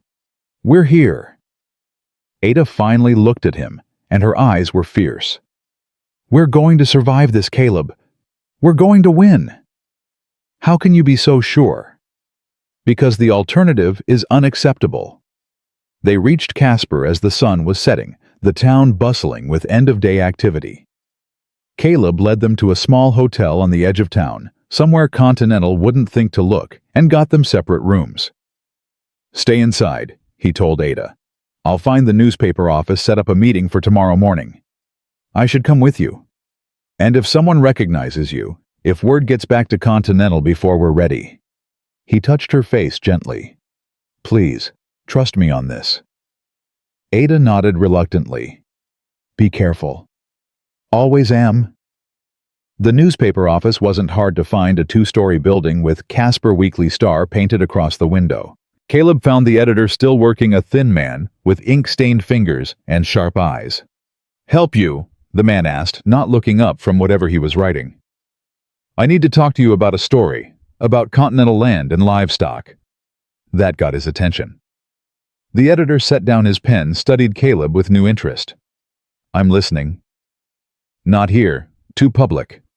Caleb kept his voice low. Can you meet me tomorrow morning 8 o'clock at the hotel on 3rd Street? Why the secrecy?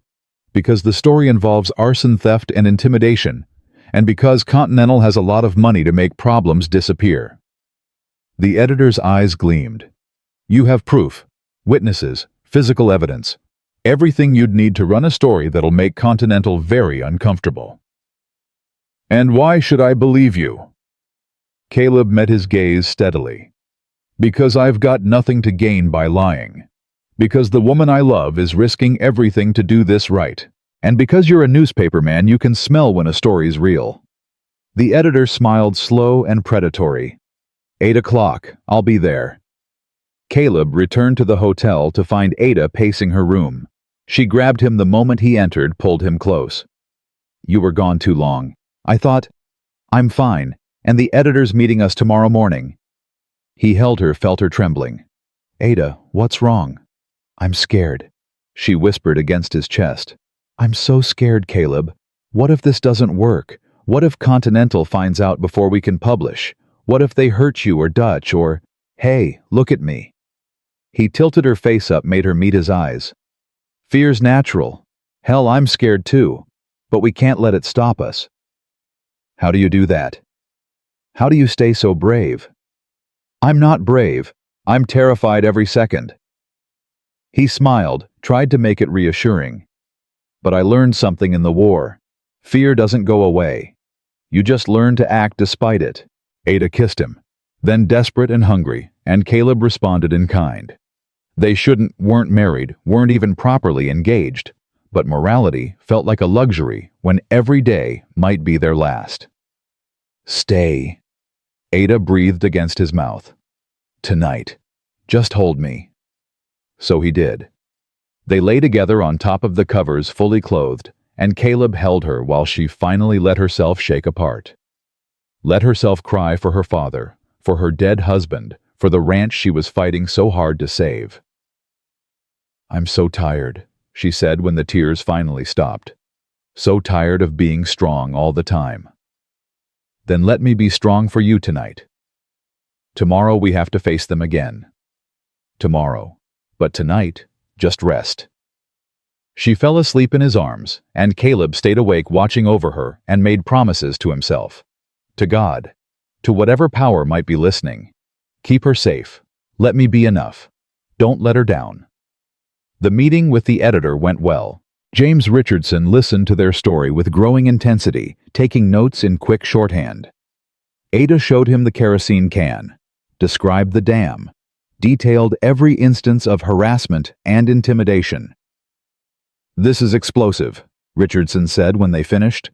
Continental's one of the biggest investors in the territory. People are scared of them. Which is exactly why this needs to be public, Ada said firmly. They're counting on fear to keep everyone quiet. What about you? You're not scared. I'm terrified, but I'm more scared of what happens if we don't fight back. Richardson smiled. Miss Brennan, I think you just gave me my headline. Territorial rancher stands against Eastern giant. How soon can you get me sworn statements from your hands? We can have them to you in 3 days. Make it 2. I want to run this in Saturday's edition. Richardson stood, shook both their hands. You're brave people. Possibly foolish, but brave.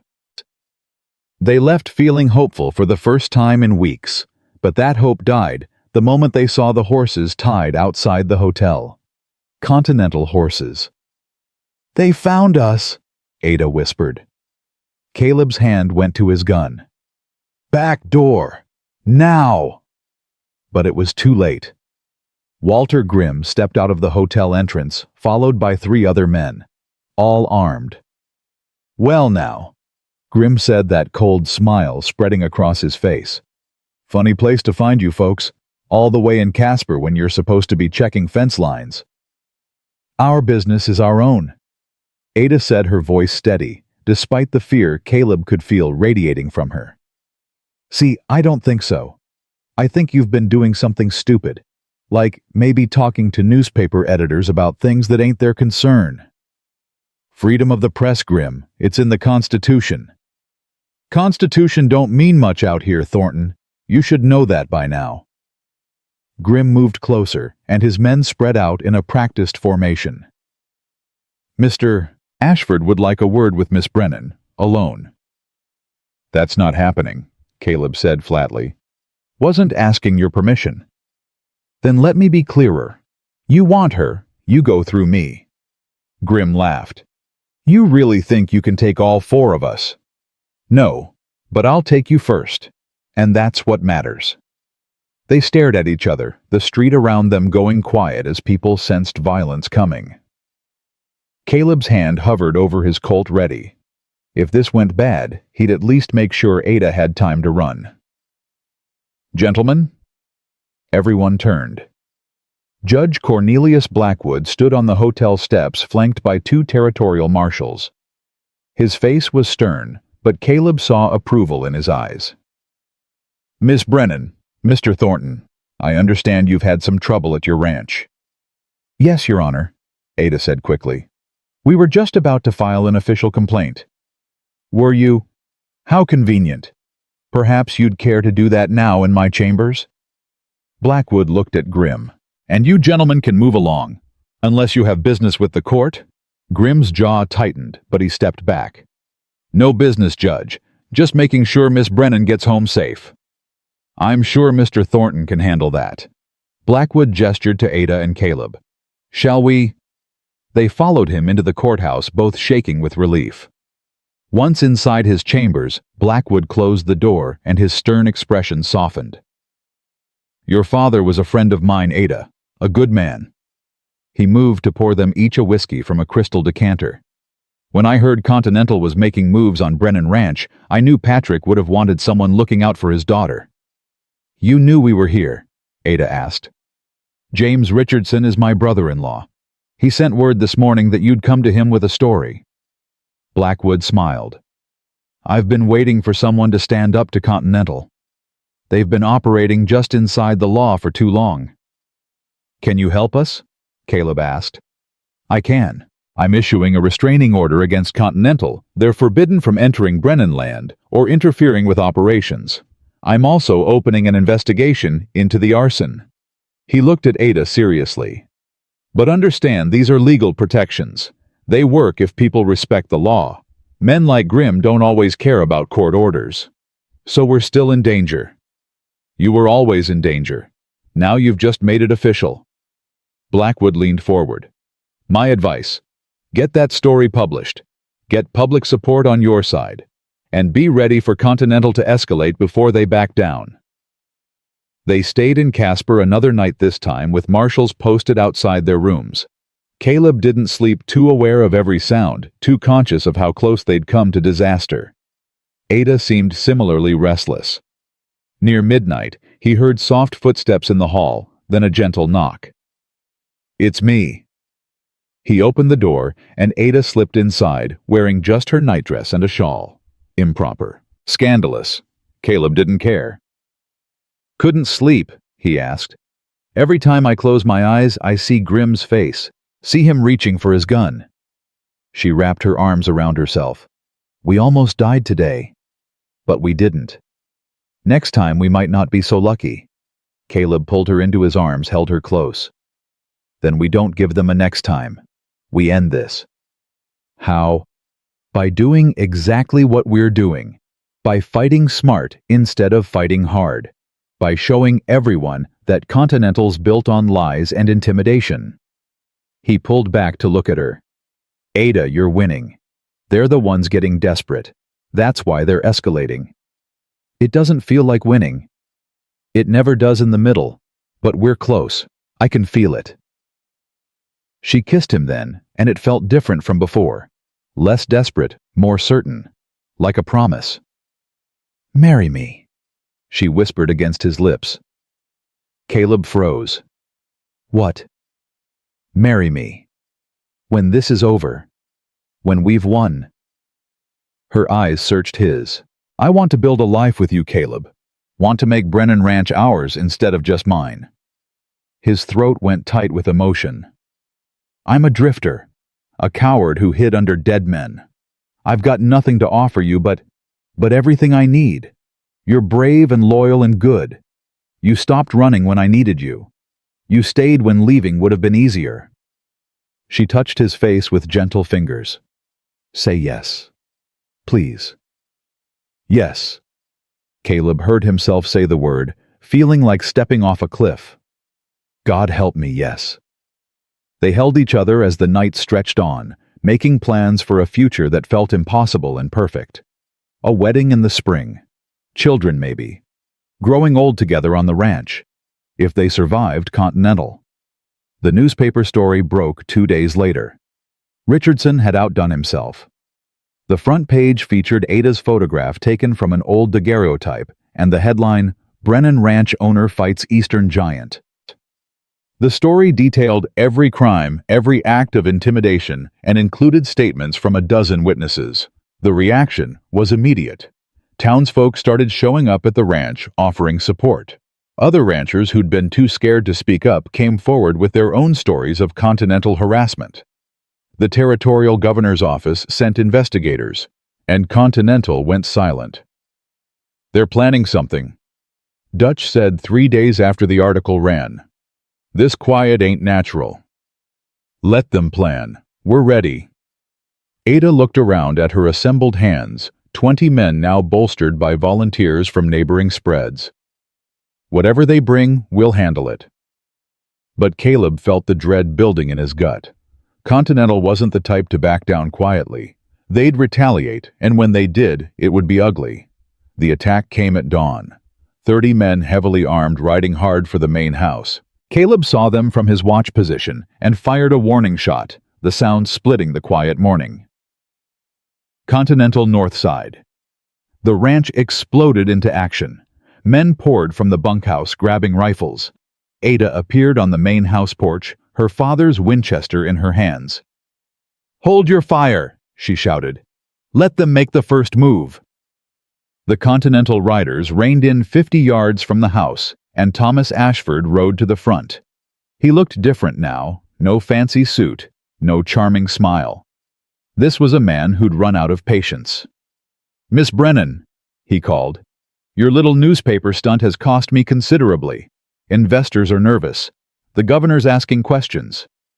He smiled, but it was all teeth. "So I'm done playing games. You have until sundown to vacate this property. After that, my men will remove you by force. This is my land, legally purchased, legally owned.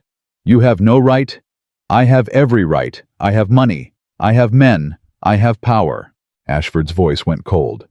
"And I have a deed signed and notarized transferring this property to Continental." "That's a forgery," Ada shouted. "Prove it, in court, in 6 months. Meanwhile, I'm taking possession." "Like hell you are." Caleb stepped forward, rifle ready. "You want this ranch? You'll have to kill every man here." "That can be arranged." The tension stretched like a bowstring pulled too tight. 30 guns against 20. Caleb did the math and didn't like the odds. But he'd die before he let them take Ada's home. "Wait." Judge Blackwood's voice cut through the silence. Everyone turned. The judge rode through the gate, flanked by 6 territorial marshals. His face was thunderous. "Mr. Ashford, I have here an injunction from the territorial court. Continental Land and Livestock is ordered to cease all operations against Brennan Ranch, pending investigation of fraud." He held up an official-looking document. "If you or your men set foot on this property, you'll be arrested for trespassing and contempt of court." Ashford's face went purple. "You can't do this." "I already did. Now I suggest you leave before I add threatening behavior to the charges." For a moment, Caleb thought Ashford might refuse, might order his men to attack anyway. But finally, slowly, he turned his horse. "This isn't over, Miss Brennan."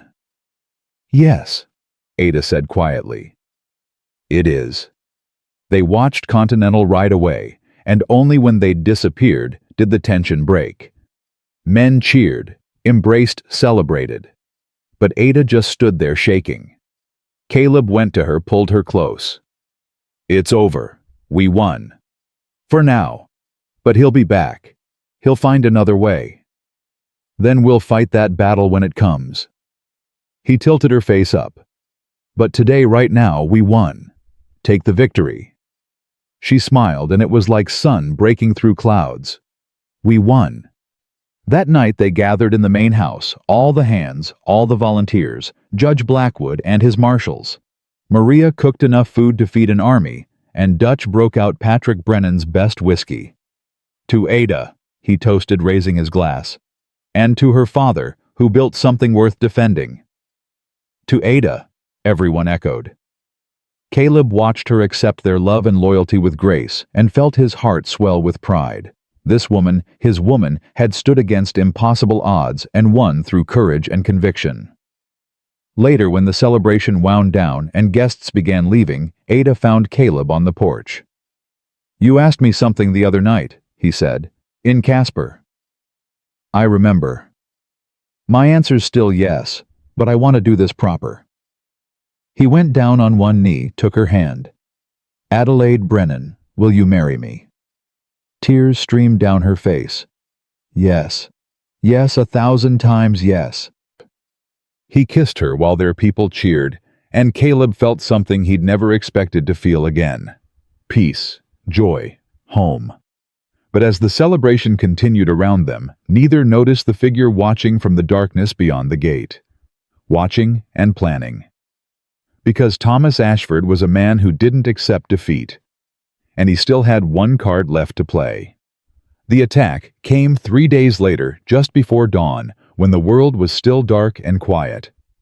Caleb woke to the sound of breaking glass and Maria screaming. He was out of his bunk and running before his mind fully caught up, grabbing his Colt and boots as he went. The main house was on fire, not the whole structure, but the kitchen flames already eating through the wooden frame. "Ada!" he shouted, terror clawing at his throat. "Here!" She appeared from the side door, coughing, Maria beside her. Both were in their nightclothes, faces black with smoke. Someone threw something through the window. Kerosene bomb. Dutch and the hands were already forming a bucket brigade, but Caleb could see it was too late. The kitchen was lost. They could only stop the fire from spreading. "This was Ashford," Ada said, her voice shaking with rage. "He's trying to burn us out." "Where's the judge's injunction now?" someone muttered. "Doesn't matter." Caleb's mind was racing, cataloging threats, calculating responses. Everyone armed. Perimeter watch doubled. They're not done yet. He was right. Over the next week, Continental hit them again and again. Fences cut in a dozen places. Cattle driven off cliffs. Wells poisoned. Each attack was small, designed to bleed them slowly rather than provoke open war. "They're trying to break us," Dutch said, exhaustion evident in every line of his face. "Make it so expensive to operate that we've got no choice but to sell." "How much can we take?" Ada asked quietly. They were in her study, what remained of it after smoke damage, reviewing accounts. The numbers were brutal. "Another month, maybe 2. Then we'll have to start selling cattle at a loss just to cover costs." Dutch looked at her with pain in his eyes. "I'm sorry, Ada. I don't know how else to say it." "Don't." She stood abruptly, paced to the window. "Don't apologize for telling the truth." Caleb watched her, saw the moment her shoulders sagged, saw the fight draining out of her. It terrified him more than any of Continental's attacks. "Ada, maybe he wins," she whispered. "Maybe Patrick was wrong. Maybe some things aren't worth defending. Don't say that." Caleb went to her, turned her to face him. "You don't mean it. Don't I look what this is costing? The money, the fear, people getting hurt." Her eyes were bright with unshed tears. "What if someone dies, Caleb? What if you die? Would the ranch be worth that? If I die, it'll be for something that matters. For you. For the life we're building. But what if we can't build it? What if all we're building is a grave?" The despair in her voice broke something in Caleb's chest. He pulled her close, held her while she finally let herself cry. Around them, the damaged house creaked and settled, a testament to how much they'd already lost. "I need to tell you something," Ada said when the tears stopped. "Something about my father, about how he got this land." Caleb went still. "What do you mean?" "The northern section. Echo Canyon. It wasn't empty when Patrick arrived." Her voice went flat, empty. There were homesteaders, 3 families. He wanted their water rights. They wouldn't sell. Ada, you don't have to. Yes, I do. Because if we're going to lose this place, you need to know what it cost. She pulled back, met his eyes. He hired men. They burned the homesteaders out in the middle of the night. 7 people died. 2 of them were children. The words hung between them like a confession. Caleb felt his stomach turn, felt his world tilt. Your father killed... murdered. Let's call it what it was. Ada's laugh was bitter. The great Patrick Brennan, the noble pioneer, built his empire on the graves of innocent people. Did you know, before he died? He told me at the end, wanted no secrets between us, wanted me to understand what it took to build something in this territory. She moved away from him, wrapped her arms around herself. Every year, I set aside money, trying to find the descendants, trying to make restitution, but I've never been able to locate them. Caleb's mind was reeling. Part of him wanted to be horrified, wanted to see Patrick Brennan as the monster this story painted. But another part, the part that had survived war, that understood the brutal calculus of survival, recognized the truth. The West wasn't built by good men. It was built by desperate ones. Does this change things? Ada asked quietly. Between us? No. The answer came without hesitation. Your father's sins aren't yours, and you're trying to be better. That's what matters. Is it? Or am I just another Brennan willing to sacrifice anything to hold on to what's mine? You're not sacrificing anyone. You're defending what's yours against people who want to take it. Caleb moved to her, made her look at him. There's a difference. Sometimes, I'm not sure anymore. Before Caleb could respond, Dutch burst through the door. We've got a problem. They found most of the hands gathered in the yard, and the tension was immediately apparent. Pete Lawson stood facing Benji, and both looked angry. What's going on? Ada demanded. Benji's talking about leaving, Pete said flatly. Says this fight's not worth dying for. That's not what I said. Benji's young face was flushed. I said maybe we should consider Miss Ada's offer to let anyone go without hard feelings. Some of us have families, people who need us. So you're a coward. I'm practical. Benji's hands clenched into fists. We're losing Pete. Anyone with eyes can see it. Continental's got more money, more men, more everything. What's the point of staying just to die? The point is loyalty. The point is honor. Honor doesn't feed my mother back in Kansas. Enough. Ada's voice cracked like a whip. Both men fell silent, and she looked around at all the assembled hands. Benji's right. Anyone who wants to leave can leave. I won't think less of you. This is my fight, not yours. It's all our fight, Miguel said quietly. You took us in, Miss Ada, gave us work when others wouldn't, treated us like family. We don't abandon family. Murmurs of agreement rippled through the gathered men. But Caleb noticed several faces that looked uncertain. Scared. Take tonight, Ada said. Think about it. Tomorrow morning, anyone who's decided to go, come see me. I'll pay you through the month and give you a good reference. She straightened her shoulders, found strength somewhere. But if you stay, understand what you're committing to. This could get worse before it gets better. The men dispersed slowly, talking in low voices. Caleb stayed close to Ada, watching her maintain her composure, even as her world crumbled. That night, lying beside her in her bed, propriety be damned at this point. Caleb stared at the ceiling and tried to think of a solution. There had to be something they were missing, some angle they hadn't considered. What if we gave them what they want? Ada whispered in the darkness. You mean sell? Part of it. The northern section. Echo Canyon. Her voice was thick with emotion. It's cursed anyway, built on blood. Maybe it's time to let it go. And you think Continental would accept a partial sale? They want the water rights. That's where the railroad's going through. If I sell them that section, keep the rest. She turned to face him. We could rebuild. Start over without the weight of my father's sins. Caleb thought about it. It made strategic sense. Give Continental what they really wanted, remove the target from Ada's back. But something about it felt wrong. You'd regret it, he said finally. Every day you'd see Continental operating on land that should be yours. You'd feel like you surrendered. Maybe surrender is the smart choice. Maybe. But it's not who you are. Ada was quiet for a long time. Then, who am I? Caleb, really. I thought I knew. But now. She trailed off. You're the woman who stood in a blizzard and didn't give up. Who took a chance on a drifter because you saw something in him no one else did.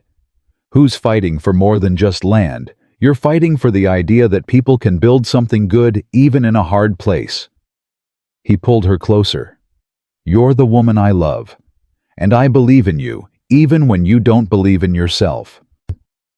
She kissed him then, desperate and grateful, and they held each other as the night deepened around them. Morning brought an unexpected visitor. Thomas Ashford rode up alone. No guards, no threats. Just him on a fine horse wearing that expensive suit like armor. I'd like to speak with Miss Brennan, he said, when Dutch confronted him at the gate. Alone. That's not happening, Caleb said, appearing beside Dutch with his hand on his colt. Then with witnesses present, I don't care. Ashford's face was haggard, and Caleb realized the man looked defeated. Please, it's important. They brought him to the study, Ada, Caleb, Dutch, and Judge Blackwood, who'd arrived the night before to discuss legal options. Ashford stood awkwardly in the center of the room, hat in his hands. I'm here to concede, he said finally. Silence. Then Ada laughed short and disbelieving. You're what? Continental is withdrawing its offer. We're selling the properties we acquired and leaving Wyoming territory. Ashford's jaw tightened. My father in Boston has reviewed the situation. The newspaper coverage, the governor's investigation, the public sentiment, it's all become too expensive, both financially and reputationally. So you're running away, Dutch said. We're cutting our losses. Ashford looked directly at Ada. I underestimated you, Miss Brennan. I thought you were a stubborn girl playing at ranching. I was wrong. You tried to burn us out, to terrorize us. Ada's voice was ice. And now you want what forgiveness? No.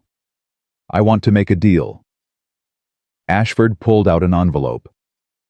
Continental will pay for all damages, the barn, the kitchen, the cattle you lost. We'll also pay a settlement of $50,000 for the harassment and intimidation. In exchange, you agree not to pursue criminal charges. That's generous, Judge Blackwood observed. Suspiciously so. My father wants this contained. If it goes to trial, the full extent of Continental's actions will become public. That would be devastating to the company's other operations. Ashford met Ada's eyes. Take the deal. Use the money to rebuild. And we both walk away. Caleb watched Ada's face, saw her weighing options. $50,000 would restore everything they'd lost and more. But it would also mean letting Ashford escape justice. I want one more thing, Ada said finally. What? Admit it, publicly. That you were wrong. That Continental used illegal tactics to try to force me out. Her eyes were steel. I want the territorial governor and every newspaper in Wyoming to know exactly what you did. Ashford's face went gray. That would destroy my career. Good. Maybe it'll make the next man think twice before trying the same thing. They stared at each other, and Caleb saw the moment Ashford accepted defeat. Really, truly accepted it.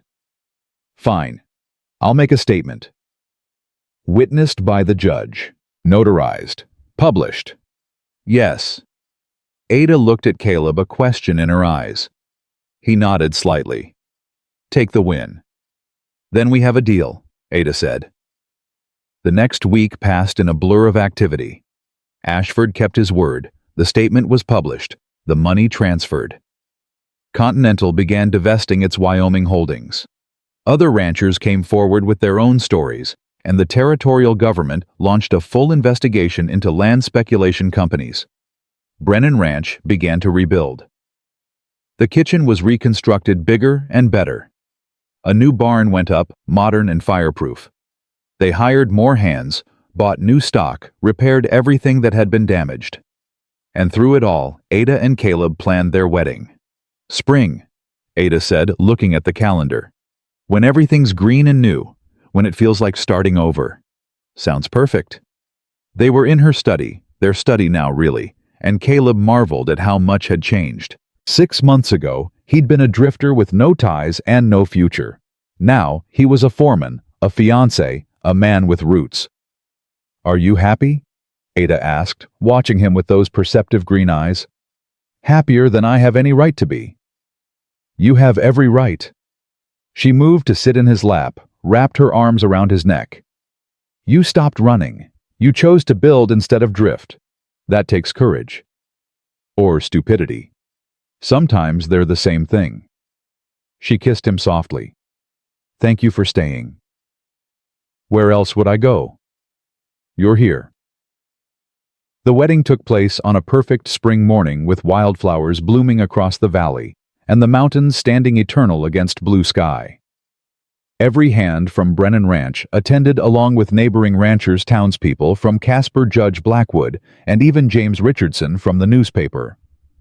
Dutch walked Ada down the aisle since Patrick couldn't, and there were tears on his weathered face. Maria cried openly, dabbing at her eyes with a handkerchief. And Benji, who'd chosen to stay after all, beamed like a proud younger brother. But Caleb only had eyes for Ada.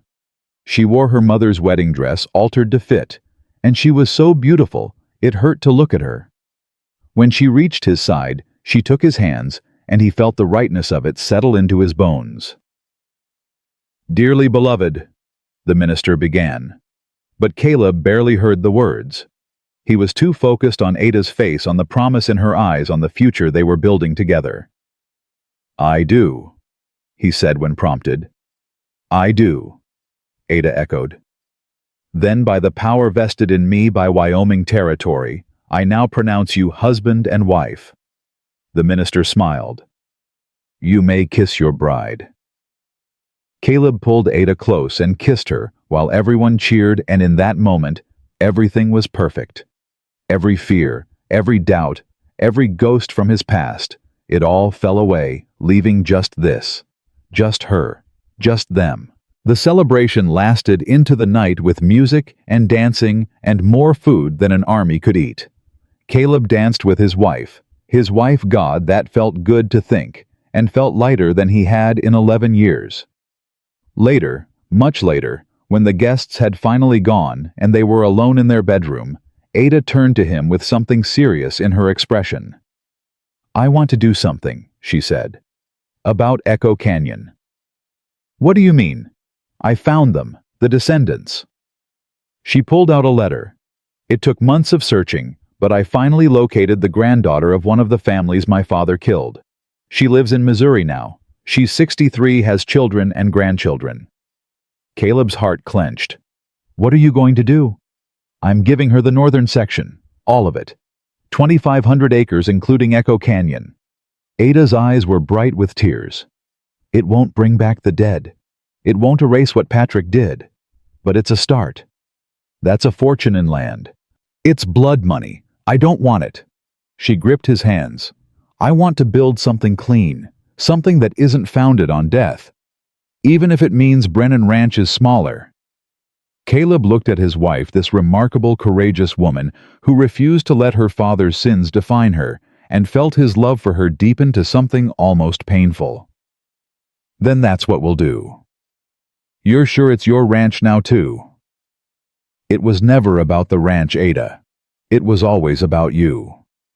She kissed him then, and they fell into bed together, husband and wife partners in every sense. And as they moved together in the darkness, Caleb sent up a silent prayer of thanks to whatever power had put him on that road 6 months ago, to whatever force had made him stop instead of riding past a stranger in the snow. Because that single decision had given him everything. 6 months later, they stood on the ridge overlooking Echo Canyon, watching as surveyors marked the boundaries of the land they were transferring. The granddaughter had accepted with tears and gratitude, and she was bringing her family to Wyoming in the spring. "It's strange," Ada said, leaning against Caleb. "Giving away part of what Patrick built, but it feels right." "It is right." "Do you think he'd hate me for it?" Caleb considered that. "I think he'd understand. He wanted you to be better than him. This is how." They watched the sun set over the valley, painting everything gold and red. In the distance, Brennan Ranch sprawled across the landscape, smaller than it once was, but stronger. Built on something solid now, instead of blood and lies. "What do you think our children will remember about this place?" Ada asked suddenly. "Our children." Caleb's heart jumped. "Are you?" "Not yet, but someday." She turned in his arms, smiled up at him. "Someday soon, I hope. I want a family, Caleb. I want to fill this ranch with life and love and second chances. Then that's what we'll build." He kissed her as the sun disappeared behind the mountains, and Caleb thought about how far he'd come. From hiding under dead men to building a life worth defending. From running to standing still. From believing he was a ghost to knowing he was fully, completely alive. 7 years of drifting had brought him here. To this woman, to this land, to this life.